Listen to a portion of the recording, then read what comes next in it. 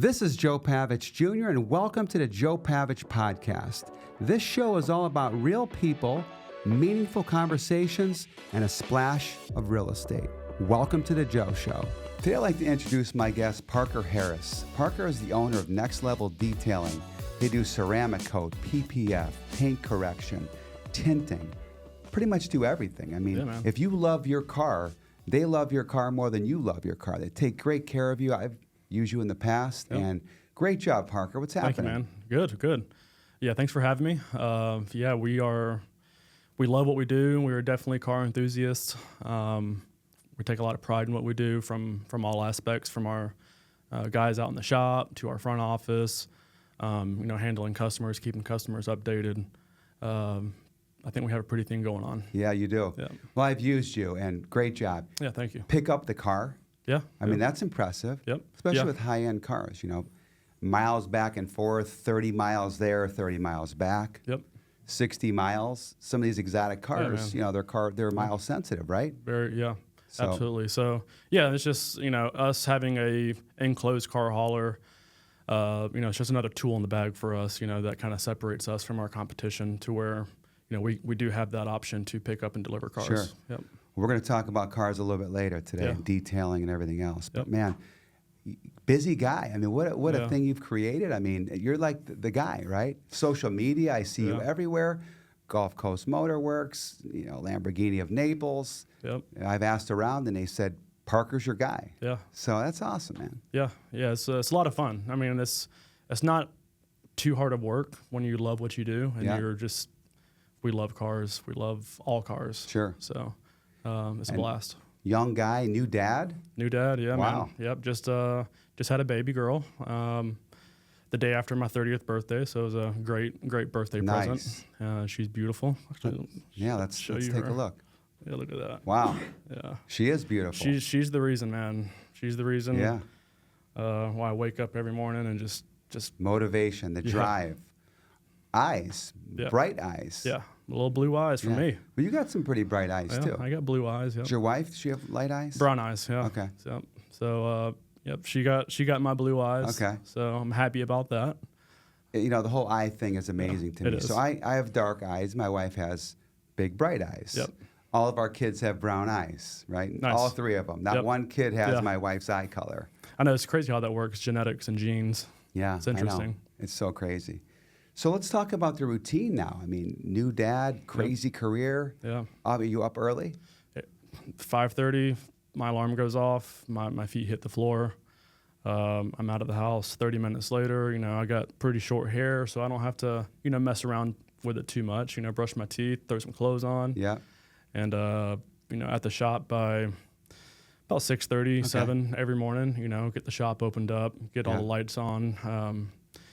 And just get ready for the day. Nice. Yeah. Hair looks tight, by the way. I appreciate it, man. I got a fresh fade last night. That's right. Yeah. So what about like gym time and things? Do you work? I'm assuming you work out, right? Not as much as I used to, just because right now, like it's we're in season, so I'm putting in a lot of hours, 6 days a week, and I'm wore out. Yeah. I feel like I'm on my feet, 12. 16 hours a day, sure. Some days. So I used to be a lot more into it, especially back in high school for sure. I was, take weight training classes and all that kind of stuff. But so I just try to watch my diet and, and drink plenty of water. That's and, good. Stay as healthy as possible for sure. When you have kids, you tend to eat their leftovers, right? So you got to be careful. Well, not yet. Not at that age. Yeah.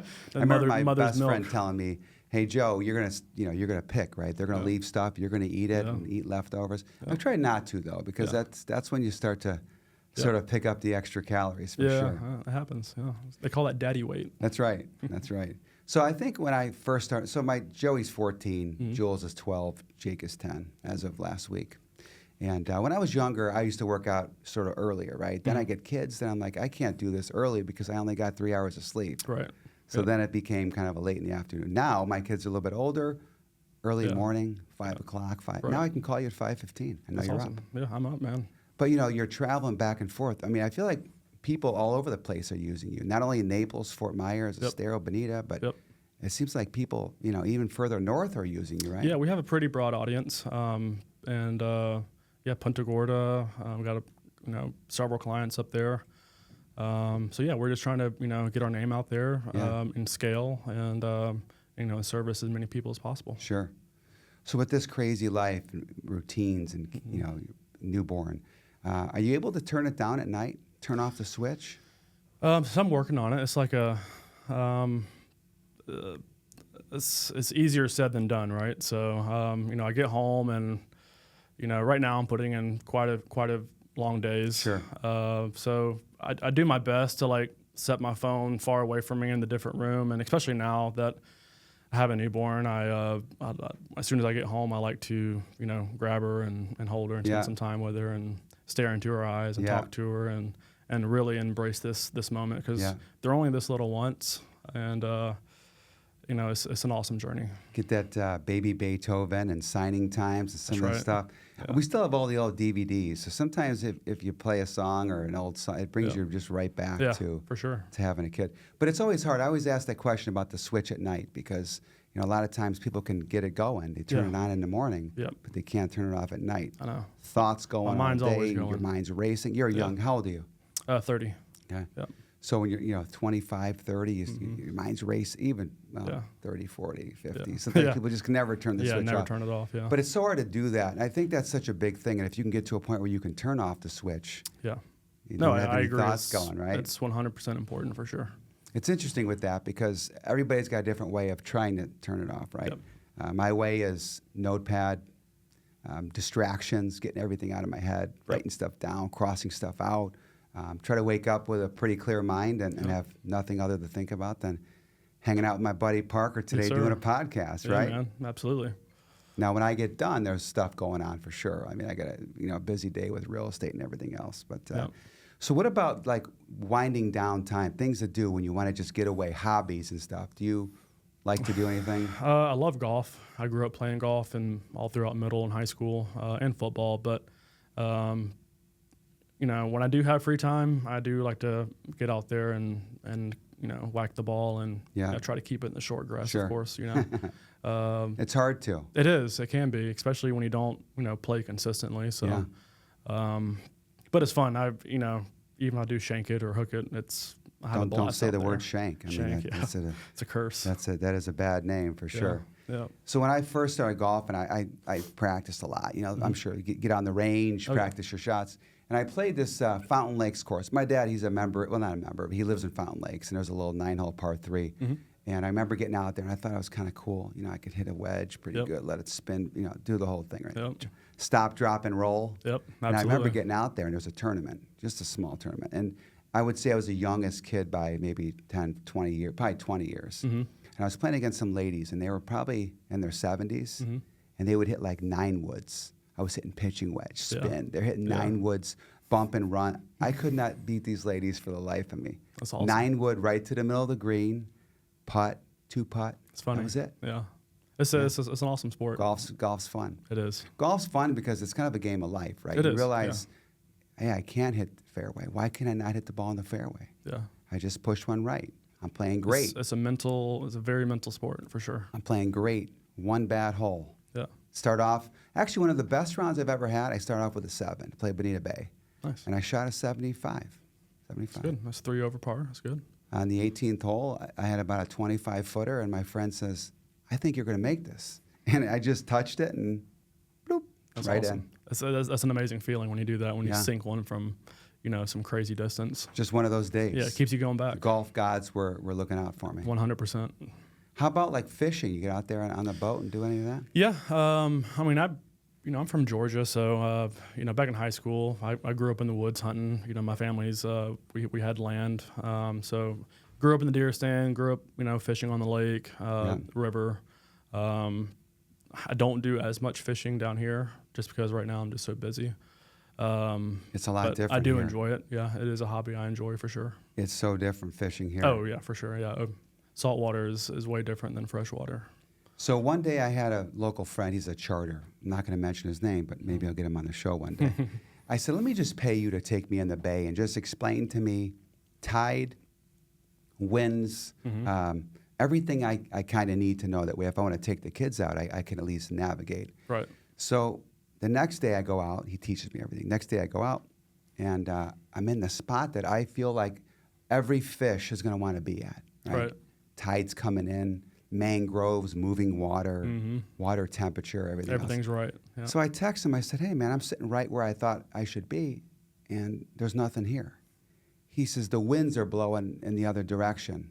You need to be on the opposite end of the bay. You are in a complete wrong spot." Wow. You know? But so it's crazy though, with the temperatures and the winds and everything else. It's a lot of factors that to get on the fish. You don't realize that all these different things kind of play a role. That's right. Yeah. Told Joey, I said, "Let's go fishing." He says, "Dad, I want to go tarpon fishing." I said, "All right, tarpon's gonna drag you around a little bit."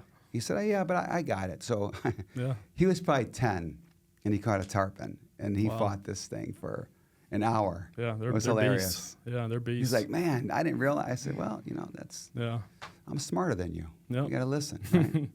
But how about movies? You into movies? Yeah, I mean, I like movies. Again, I don't really watch as many these days, but I would say probably one of my favorites is Wolf of Wall Street. Every time I watch it, it's just as good as the first time I watched it. It's hilarious. Great movie. I like comedy movies. Upbeat. I guess scary movies or I love documentaries too. Yeah, absolutely.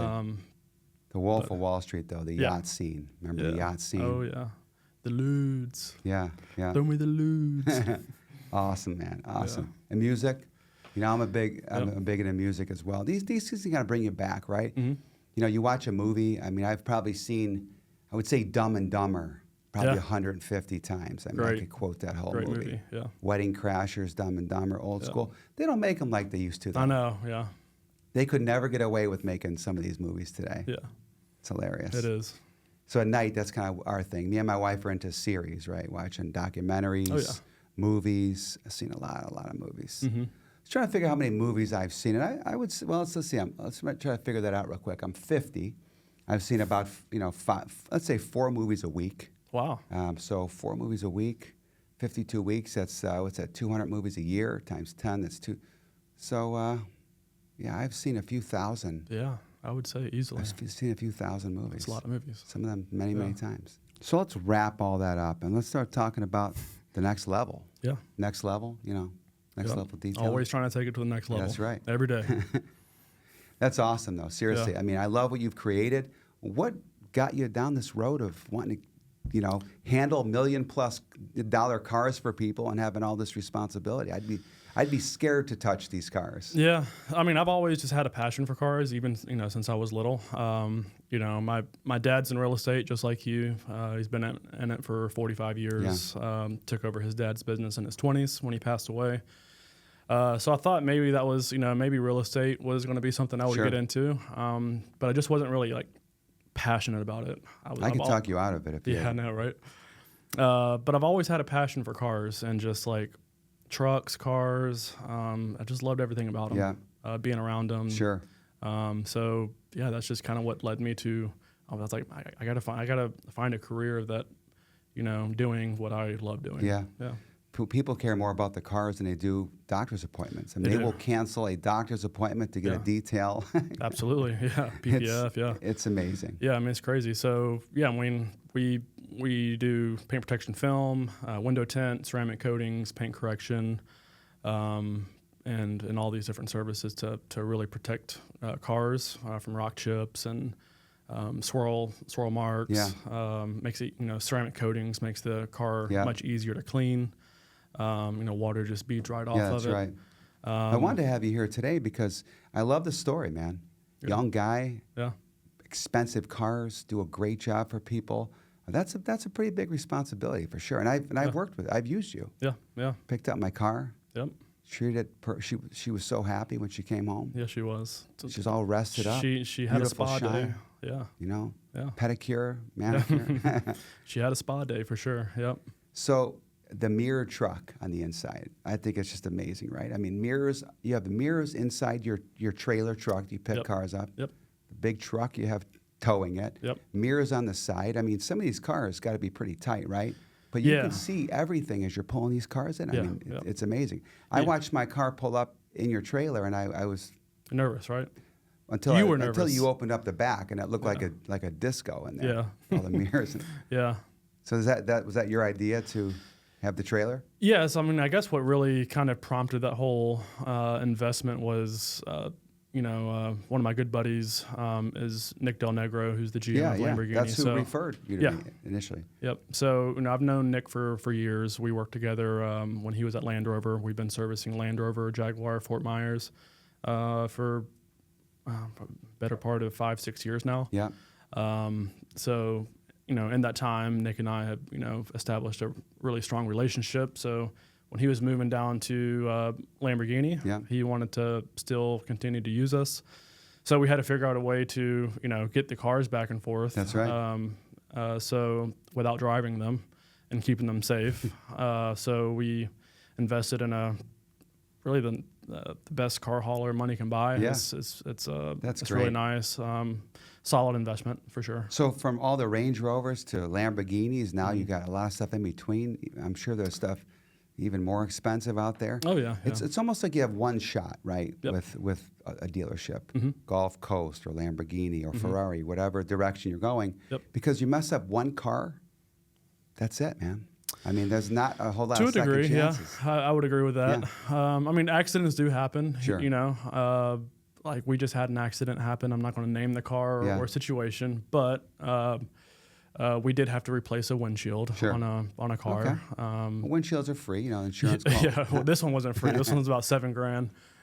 But accidents happen. It was when all of our guys take a lot of caution on these cars. But again, we're all humans. That's right. It's bound to be in a mistake. Yeah. Every once in a while. Things happen, right? Things happen. Nothing you can do about it. When things happen, it's all about how you manage it and how you handle the situation. That's right. So that was for a dealership. So we got everything handled the way we should have, and it's so important. And we didn't ruin our relationship. So it's all the way you handle things in life. That's the way life goes, right? Absolutely. Real estate, same thing. Customer comes in, something goes wrong. Yep. I pick up the phone. You got to just deal with it, and that's part of the clear mind. Got to right? be a problem solver. Yeah. Yeah. It's funny because in my career, I've had situations pop up. One happened last week, and a girl from my team says, "Joe, what are we going to do about this?" I said, "We're going to get him on the phone right now." Mm-hmm. She goes, "Right now?" Yeah. I said, "Yeah." Yep. No time like the present. Yeah. Get him on the phone. Yep. And we just deal with it. So that's good that you handle that, of course. And some of these cars are amazing. Mm-hmm. I mean, Nick said, "Hey, call Parker." So I Googled you. I seen your Instagram. Mm-hmm. I mean, videographer comes in once or twice a week, right? I mean, that social media is solid. Yeah. He does a really good job, with our content and putting the videos together and pictures and all that kind of good stuff. Yep. It's all about, and that's huge now. I mean, as you know, everything is social media. When people are looking for different services, like myself, if I'm looking for a restaurant, I'm always looking for reviews. That's right. We take a lot of pride in our reviews. So branding. Yeah. It's all about branding. Absolutely. Yeah, I like to do a little branding, a little bit of branding myself. You do a great job at it. Yeah, absolutely. So tell me a little bit about the process, right? Mm-hmm. Car comes in, a lot of times right from the dealership to you before a client even gets a car, right? Yep. I know Nick just sends cars to you first. Mm-hmm. Tell me about the process of like a PPF. I mean, can you tell when a car is PPF'd? So I can, yeah. I mean, there's different PPF installation jobs. There's different ways of doing it. So, there's ways that you can plot the film and you have more exposed edges. We're not a huge fan of that. We like to do more of a custom install. Sure. Where it's still we still plot the film on a software and plotter, but we extend all the edges and make it to where we can really hide all the edges of the film. Sure. Yep. So you're in a parking lot, park the car, somebody opens up, you get a little ding, right? Does a PPF help with dings at all? So from paint chips, yes. Okay. Now, if something hits it hard enough, it's not going to stop a dent because paint protection film is a very pliable film. It's basically a polyurethane film. Sure. So it's not going to stop a dent, but it is going to save it from the chip, chipping right? the paint. Because that's the most important thing, right? Yeah, no one really You want wants the chip. Yeah, Especially on some of these cars, right? For sure. So let's just say a car comes in, right? They got half of it PPF, the half looks bad, half looks good. They say to you, Parker, I want to put new PPF on this car. Can you tell which ones to replace and which ones to? Oh yeah. So you can't tell old versus new if it's in good shape, right? Yeah. So I mean, we can tell if a paint protection film job is several years old. If it's been out in the elements. A lot of these exotic cars, they live in a garage, right? So even though that film on that car, if it's 5 years old, if it's garage kept, it's still going to look new, versus a car that's been out in the elements for 5 years. So the film does age over time. Just gets more like a yellow hue to it, or? So the adhesive underneath over time will turn a little yellow, and it's more noticeable on white cars. Any other car you really can't tell. But really, paint protection film, how I like to explain paint protection film, it's it's basically like a screen protector for your phone. You buy a $1,000 iPhone or Android. What's the first thing you're going to do to it? Great analogy, by the way. You're going to buy a screen protector. Phone. Yeah. $2,000 phone. Yeah. $100 screen protector. Yeah. $100 $1 million car. 10, or 100. Yeah, that makes sense. Yeah. So it's there for a reason. It's there to protect against rock chips when you're going down the road, or any kind of debris that's going to that could hit your vehicle. Sure. When you're traveling down the interstate, 70, 80 miles an hour. So yeah, I mean, it's not there to last forever, but it's there to serve a purpose. We recommend, depending on how often or what the car is used for, if it's on the interstate a lot, maybe, if that film has, acquired some abrasion and imperfections in the film, over the year or two or three, maybe we just, replace that panel and your paint is still brand new underneath. And put a new piece. That's great. Yeah. What's behind the one truck, right? That's right. That's all it takes. See the drops of the chips which happens a lot. Construction areas. Oh, down here I feel like it's really bad. It is. Yeah. I've never seen one of the hoods bubble up like I've seen on social media where the PPF bubbles. You ever seen that? Oh, when they remove it? Yeah. That's I think that's all for show. Yeah, exactly. It doesn't come off like that. There's no way that could happen. If it's too good to be true, more than likely it's not true. Yeah, exactly. So that's what my dad always said. You're right.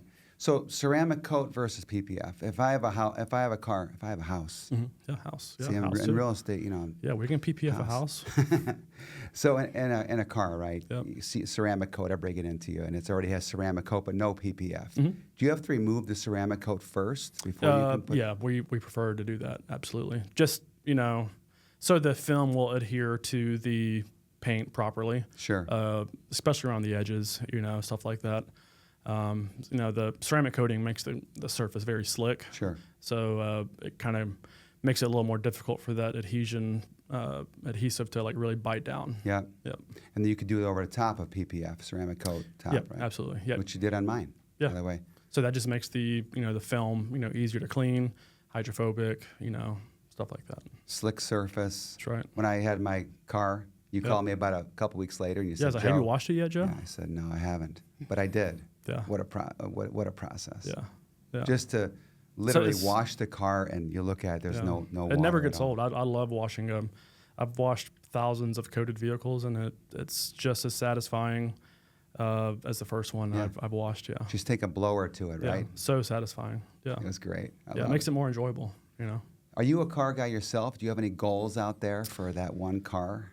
Yeah, I mean, we work on a lot of awesome cars. Sure. I mean, 1967 Eleanor. Yeah, that would be sweet. Actually, my grandfather has it's a 1983 Porsche Turbo, and it is a 83. immaculate. Yeah, he bought it. He went Germany in '83, bought it, drove it there for for like 1,000 miles, had it shipped over. Beautiful car. It's got. And he still has it. Still has it. It's got 29,000 miles on it. That's going to you one day. It was funny. I was up there. He's in Georgia. I was up there for Thanksgiving, and he's got a big shop with all his hot rods and cars and stuff. And he's starting to like slowly like get rid of things, like sell things off. I was like, Pawpaw, I was like, let this be one of the last things you think about getting rid of. I said, I got a perfect spot for it down in Fort Myers in my shop. So, oh man, that's great. I love it. Yeah, that would be a nice one to have right there. Yeah. Yeah. It's meant. It looks like it rolled off the showroom floor. Behind glass. You know, just keep it in there. Let's talk about tinting, right? You do tinting as well. One of my fears of getting my windows tinted is the mess that's created, right? You know, the soap down the sides, the front window, the whole process, right? I got my windows tinted that one time. Did I tell you the story on that? Remind me. I rolled the windows down. Oh yeah. And I rolled them. I got them tinted. I rolled the windows down. Then I rolled them back up, and there was no tint. So it got stuck in. It got stuck. But it was after the whole 2 days, right? That's weird. Yeah. So I know you guys have a different process to your window tinting, right? You guys kind of cover everything, don't you? Yeah. So I know windshields are very popular here in Florida to tint. You know, to protect. Really mainly for heat rejection because it's. I don't have to convince you it's hot down here in Florida come July, August, summertime months. So your windshield does allow a lot of heat to come through. So by putting a ceramic film on your windows, it helps reject heat and also ultraviolet rays, so you don't feel your skin cooking as you're driving down the road. Yeah. So when we do windshields, we tint. I would say 8 out of 10 full cars we tint, we include we do the windshield. Yeah, that's great. That's how popular it is. Well, that protects the dashboard and everything else. It does. Right? Yep. So when we install, like we take a lot of pride in, obviously we don't want to mess anything up. So we cover door panels. We have specific dash blankets with a built-in soak rope that wedge in between the back of the dash and between the windshield, so nothing is getting wet besides the glass. Love that. I have seen what you're talking about. Some companies may not take all the proper precautions, of protecting the car. Yeah. And it can look a little messy in there for sure. Yeah, that's right. Yeah. You definitely don't want that. Yep. So I'm Italian, right? Italians always need to know the price of things. Yep. That's the way we think, right? Yep. I wonder how much that costs. Yep. Me and my dad, Dad, I wonder how much that costs. These laser machines, I mean, they're insane. You program them, right? They just cut the tint for you. Yeah. Right? So we have a software, and it has, we pay for every month. Yeah. I can pull up any vehicle. Same thing for paint protection film. Yeah. We can pull up any panel on a car, any window on a car.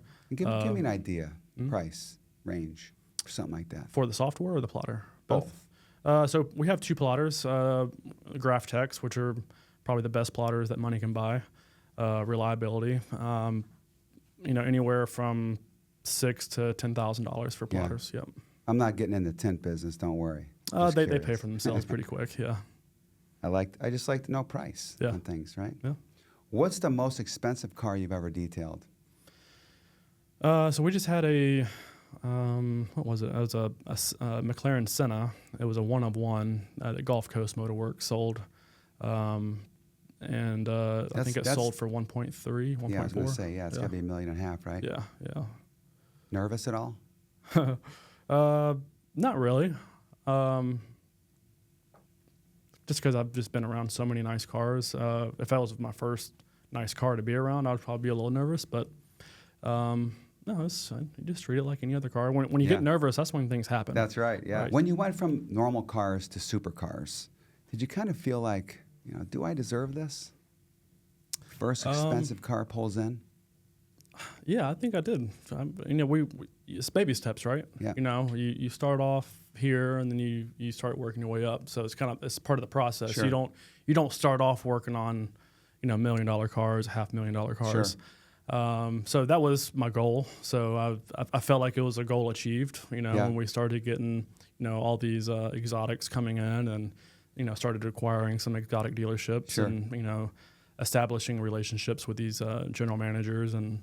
I felt like it was... Felt confident about it. Yeah, oh, absolutely. No problem, right? No. Because in real estate, it's the same thing. Like first time I went into $1 million listing, right? Mm-hmm. I've been doing real estate for a long time. First time I went into $1 million listing, the homes were $200,000, $300,000, $400,000, right? $1 million bucks. I said, man, pretty lucky to be here, right? Yeah. I don't know if I deserve to be here. I need to close this deal. But then when you leave, you go, I do deserve to be here. Yeah. but you do need a break. Yeah. So in real estate, it's the same thing. Yep. Lady said to me, how many homes have you sold for $1 million? I said, none. Mm-hmm. I said, Babe Ruth's, first time up to bat. He didn't hit a home run. That's right. Need a chance, right? Absolutely. That's the way it goes. That's exactly the way it goes. So it's got to start somewhere. And I said, I want it to start with you. Yeah. And she goes, all right, let's do go. it. Yeah. Where's the dotted line? Yeah, because in your business, you can go from one exotic car to 10, 20, right? Mm-hmm. And then if you move too fast, Yep. you go from 20 to nothing real quickly. Right. Yeah. I like the way you scale, though. Mm-hmm. So tell me about the scaling process. You got a partner in the business, right? Yeah, I do. So Actually, Mike Richard. He actually started the business back in 2008. Nice. So he started the business really just detailing boats. That was as what he mainly focused on. And then he got into doing nicer boats, Nortex, and he was actually known as like the Nortec guy for detailing. Beautiful boats, by the way. Yeah, they are beautiful boats. And then we, I had a business prior, same business, detailing. And then he and I met in 2019, 2020. And we established a friendship. And he came to me. He's like, "Hey, man, would you like to partner?" I said, "Absolutely." I mean, I didn't say that right off the cuff, but I thought about it and weighed out all the pros and cons. And so I came to him a couple days later and I said, "You know what? I put some thought into this and let's do this." Yeah. So we are partners in the business, and yeah, he's an awesome guy. Do different things, right?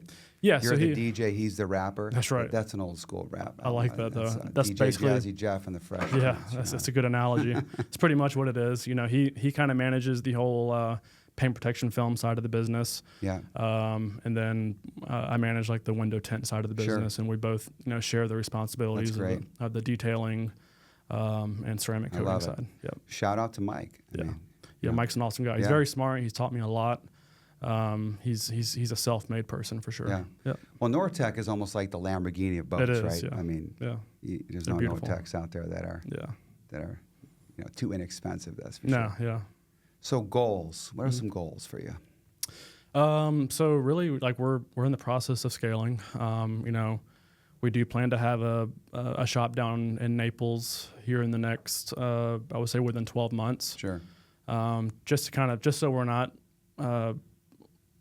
having a logistical nightmare hauling these cars. 30 miles back. It eats a lot of time. So we do have, as we're making a bigger footprint in Naples, we are going to, acquire a shop here pretty soon. Like an industrial space, just at least work on the cars, right? Yep. 4,000 to 5,000 square feet is kind of what we're looking for. And we're also in the process of building a new shop in Fort Myers, so a 10,000 square foot shop. And it's going to be very nice, state of the art. And really our main goal is to it's all about customer experience, right? Yeah. So, we're just going to have it super cool, as soon as you walk in the door. Me either. It's impressive now. Yeah, it's very nice now. We got it set up very nicely. Yeah. But we really outgrew that space as soon as we moved in, almost 4 years ago. So we're not as efficient as we should be. Sure.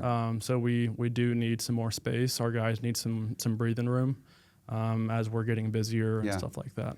I guess in that you have is it one door or two doors in there? Right now we have one door. That's what's killing us. Yep. So you got to keep the one that you're working its way out, keep that by the door, and you got to keep rotating, right? If you were a fly on the wall, you'd be like, this is cool, because we're as efficient as we can be in that location. It's such a big garage. It's such a big space, though. I mean, you can move it around, but I can see how you'd want to have just easy access, right? Yeah. So our new spot is going to have 4 bay doors. So we don't have to worry about moving all the cars to get one in the very back out, and stuff like that. Yeah, so that's always the case, right? This one's ready. Yep, and it's in the very back. The corner. one in the back right corner. Yeah, that's how it goes. Yeah, that's great. Well, I love the process. I mean, seriously. Yeah. Instagram, the social media, the growth. Mm-hmm. Growing is interesting, right? Because you want to grow, somewhat quickly. Right. But if you grow too quick, then that's a problem too, right? Don't grow big enough. That's a problem. Yep. You have employees. You delegate duties. Yep. You got to trust people you work with, especially with cars, right? Yeah. Oh yeah. Yep. Yeah. So. We have a great team. We have 11 guys out in the shop. 10 guys out in the shop, and 3 people in the front office. So we have a really strong team. Yep. Yeah. Yep. I had this friend of mine. I was at a bar one night, and he says, "Hey, I want to detail your car tomorrow." And I didn't let anybody touch my car. Mm-hmm. You know, very, Yeah. very careful, right? Yeah, for sure. So he says, "I'm going to make it look like glass. No one does what I do." I said, "All right." I had a 1989 IROC Z. Oh yeah. 5.7. Oh yeah. Cool car. Iconic Cool car. Yeah, for sure. Wish I would have kept it. Yeah, that would be Sold nice it for to have. $6,000 Oh, my 25, 30 years ago. Yeah. It felt like it was $1 million. Yeah. I remember I had the money kind of filleted like Yeah, this. yeah. I thought $6,000. Yeah. It's probably worth 30 or 40 now. Yeah, for So sure. I gave him a chance and I said, "Yeah, I'll do it." And this guy messed the car up. So swirl marks. Oh man. Me and my dad always joke around about a car waving to you, right? Oh, Swirl yeah. marks. Swirl marks, yeah. Car waves, right? Yep. My car looks so bad. So tools, specifically polishing equipment, have really came a long way. Like back in the day, you know, if you will, like all the detailers use like rotaries, which is like just a forced rotation machine. And now we have what we call dual action polishers. So they're just as effective. Actually, I would say even more effective. And they don't leave those swirl marks. Wow. Yeah, because it's not a consistent forced speed. A dual action oscillates and rotate, free spin, so it rotates by itself. It's not being forced. So with that technology, it removes swirl marks, leveling off the clear coat. Some of those sanders that you were showing me are amazing. How small is that one that you showed me? It's like an inch or two, the little tiny... Oh, yeah, polishers, yeah. That's right, yeah. We have polishers, with 6-inch polishers, 3-inch polishers, all the way down to a 1-inch, yeah. That's pretty amazing. That's to get all the little areas. Yeah. So paint correction, right? Tell me about paint correction. So paint correction is basically, like you said, like when you see a car waving at you, those are swirl marks. So when you see a car like that, and if you were to look at that clear coat under a microscope, it's basically there's ridges in the clear coat. So by polishing, you flatten out those ridges, and you get the clear coat smooth again, and that's what gives you that deep shine. So that's what we call paint correction is polishing. Yeah. We can remove light scratches that aren't all the way through the paint. Sure. So things that your fine eye would only recognize, absolutely. Right? Yep. Talk about like somebody brings a car in, right? Got a couple buff marks, a couple dings, a couple chip. I mean, do you have people that can come in there and take out dings and do some correction? Yeah, absolutely. No problem. Yep. So our sales guy Justin, he does a really good job. He when we have a customer come in, he will walk out with the customer and look at the vehicle with them and just see what their concerns are. And based on their concerns, we kind of come up with a game plan of what needs to be done, and then we get it done for them. That's great. Yep. Struggles. What are some struggles in your business? Oh man, And life. Time is a thief. There's not enough hours in the day. Sure. That's a struggle. It just staying on task for me. Sure. I get, it's really important for both me and Mike to be as productive as possible right now, especially in the busy season. But we do have challenges, like, our phone rings. I try to delegate as much as I can to my office to handle a lot of these things. But it's tough. It is. Managing time, right? Managing time is difficult for sure.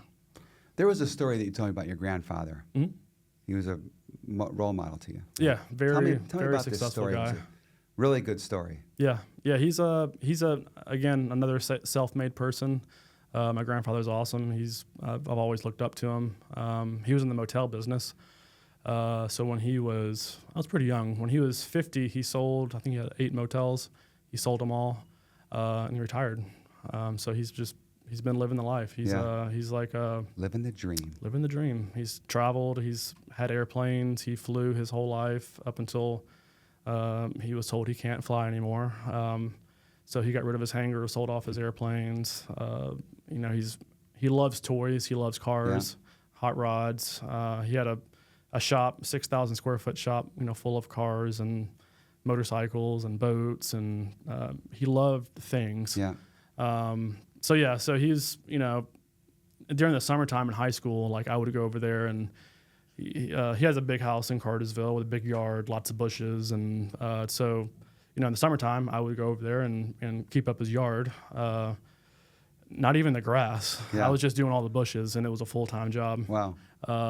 So during lunch, he'd make me a sandwich, and we'd sit out in the gazebo and talk. And what was the quote that he told you? Yeah, the quote. The life lesson. Yeah. So, you know, basically what he told me, and I think is very powerful and it's very true. Basically, he's like, look, you know, the most important decade of your life is from when the moment you turn 20 till you turn 30. Those 10 years, that decade, is gonna determine who you're gonna be the rest of your life. That's deep. It is deep. It's true. And it's very true. Yeah. So I've always been a hustler. I've always, you know, between my grandfather and my dad, they've instilled in me like a really strong work ethic. Yeah. I mean, I started working at 14 years old for an ice company, delivering ice. So, I mean, I've just always been a workhorse. Nice. Yeah.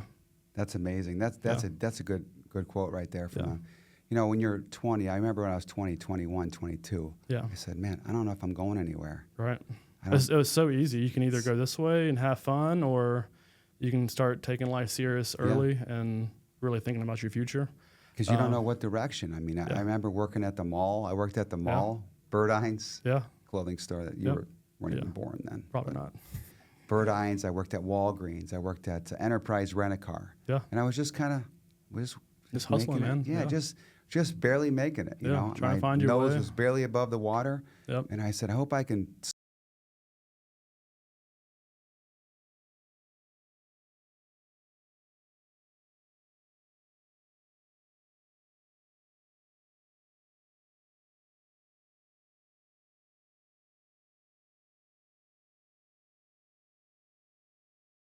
I worked at Birdine's. Gotcha. And we would, you know, pass each other in the store every once in a while. So one day I said, let's meet out tonight. Bring your sister. So he did, and hey, man.